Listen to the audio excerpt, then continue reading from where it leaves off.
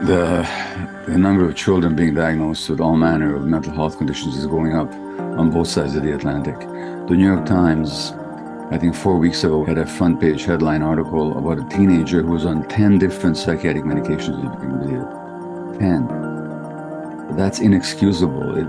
It shows the utter bankruptcy of the psychiatric system.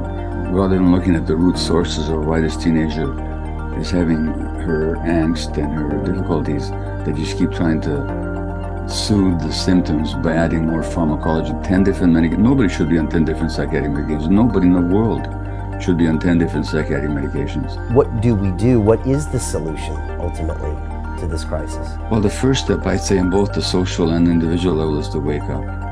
It's just to get that what we think is normal is not normal.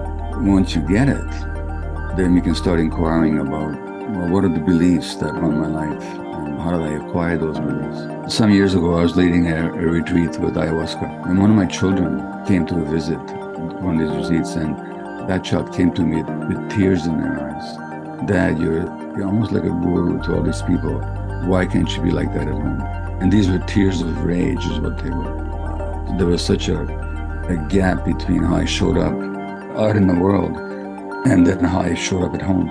It's more like you have to be a complete person, in all aspects of your life, when you're not looking for the outside to complete the emptiness inside.